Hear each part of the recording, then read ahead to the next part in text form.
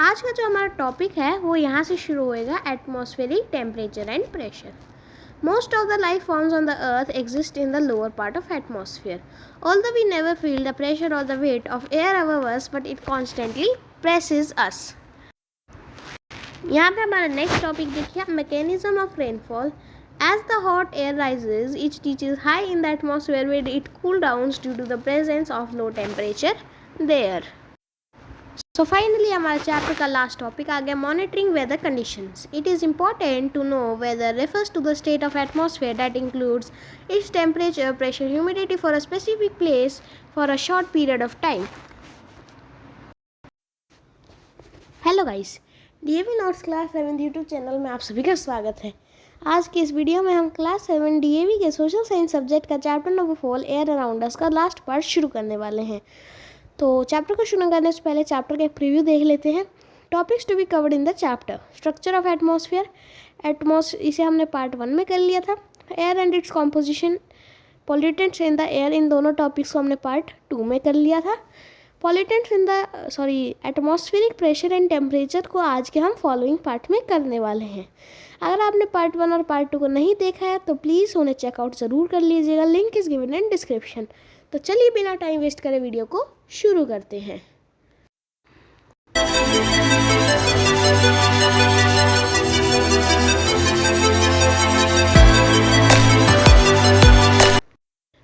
यहाँ पे मैंने हमारा चैप्टर खोल लिया है. यहाँ से आज हमारा चैप्टर शुरू होएगा, atmospheric temperature and pressure. Most of the life forms on the earth exist in the lower part of atmosphere. जो ज़्यादातर लाइफ फॉर्म्स है अर्थ की, वो एटमॉस्फेयर के लोअर पार्ट में एग्जिस्ट करती है. Although we may never feel the pressure or the weight of air over us, but it constantly presses us. चाहे हम कभी भी प्रेशर और वेट ना फील करें एयर का, पर वो जो है हमें बार बार प्रेस करती रहती है. दिस प्रेशर और weight of the air is measured by a means of instrument called barometer. ये जो प्रेशर और वेट होता है एयर को, इसे हम एक डिवाइस से मेजर करते हैं जिसका नाम होता है barometer. The unit of air pressure is millibar. Air pressure की जो यूनिट है उसे हम मिलीबार कहते हैं. The normal air pressure at sea level is 1013 millibar. जो नॉर्मल एयर प्रेशर होता है सी लेवल पर, वो 1013 मिलीबार होता है. As we go higher on the mountains और travel in air, we notice our ear pops due to the drop in air temperature and atmospheric pressure. जैसे जैसे हम माउंटेन्स में ऊँचे जाते रहते हैं या एयर में ट्रैवल करते हैं, हम यह ऑब्जर्व करते हैं कि हमारे ईयर जो है वो पॉप करना शुरू कर जाते हैं. This is due to drop, क्योंकि जो हमारा एयर टेम्परेचर और एयर एटमॉस्फेरिक प्रेशर होता है वो जैसे जैसे हम ऊपर जाते रहते हैं वैसे वैसे गिरता रहता है. This variation in atmospheric temperature and atmospheric pressure divides the atmosphere in different layers. क्योंकि हर जगह पर अलग अलग एटमॉस्फेरिक टेम्परेचर और एटमॉस्फेरिक प्रेशर्स है, ये एटमॉस्फेयर को अलग अलग लेयर्स में डिवाइड कर देता है. हमारा नेक्स्ट टॉपिक है wind. In an area where temperature rises high, the air get heated and rises upward. एक एरिया में जहाँ टेम्परेचर हाई होता है, जो एयर है वो हीट अप हो जाती है और इवेपोरेशन के प्रोसेस से ऊपर जाती है. This cause fall of the air pressure in the air, thus becomes a low pressure air. इससे जो एयर प्रेशर है वो उस एरिया में गिर जाता है और वह एक लो प्रेशर वाला एरिया बन जाता है. The space vacated by hot air is replaced by cold denser air of the surrounding high pressure area. जो स्पेस जो पहले हॉट एयर ने कैप्चर कर रखा था, वो हॉट एयर के ऊपर जाने से खाली हो गया. अब जो वो हॉट एयर का एरिया है वो कोल्ड लेयर रिप्लेस करती है, और एक कोल्ड लेयर आती कहाँ से है, पास के हाई प्रेशर एरिया से. दिस फ्लो और movement of air is known as wind. इस एयर की मूवमेंट को हम विंड कहते हैं. यहाँ पर हमारा नेक्स्ट पैराग्राफ है, thus wind always flows from high pressure area to low pressure area. इसलिए जो विंड होती है वो हमेशा हाई प्रेशर वाले एरिया से लो प्रेशर एरिया में फ्लो करती है. The phenomena of monsoon is a good example of such seasonal winds. जो मानसून का सीज़न है वो एक अच्छा एग्जाम्पल सेटअप करता है इन सीजनल विंड्स के लिए. This changes caused by due to unequal heating of land and water. ये जो चेंजेस होते हैं ये लैंड और वाटर के अनइक्वल हीटिंग के कारण होते हैं.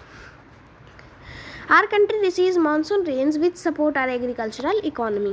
हमारे देश में मानसून रेन्स होती है जो हमारी एग्रीकल्चर इकोनॉमी को सपोर्ट करते हैं। Thus our country is very much dependent on the monsoonal rain. इसलिए जो हमारा देश है वह मानसून की रेन पे बहुत ज़्यादा डिपेंडेंट है।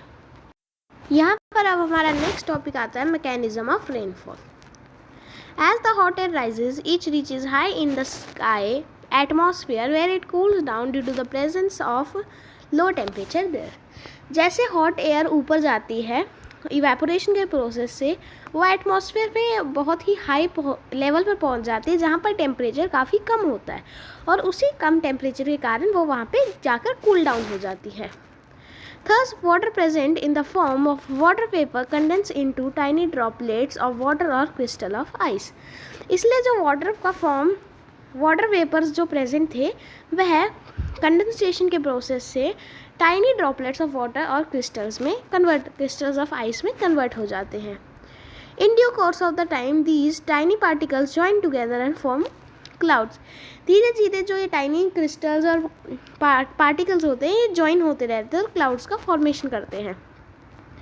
Due to further cooling these tiny condensed drop join and form larger droplets. जैसे जैसे और भी टाइम बीतता रहता है वैसे वैसे ये क्लाउड्स जो पानी होता है क्लाउड में ये और ड्रॉप्स जॉइंट होती रहती है और बड़ी बड़ी ड्रॉप्स बनाती है। In course of time, these droplets became so heavy that air cannot hold them. धीरे धीरे ये जो ड्रॉपलेट्स है ये इतनी हैवी हो जाती है कि एयर जो है उन्हें होल्ड नहीं कर पाती है। Hence they fall down as rainfall or snowfall depending upon the atmospheric temperature of the region. इसलिए फिर जो है ये रेन या स्नो की तरह अर्थ के सरफेस पर नीचे गिर जाते हैं डिपेंडिंग कि उस जगह का टेम्परेचर कैसा है।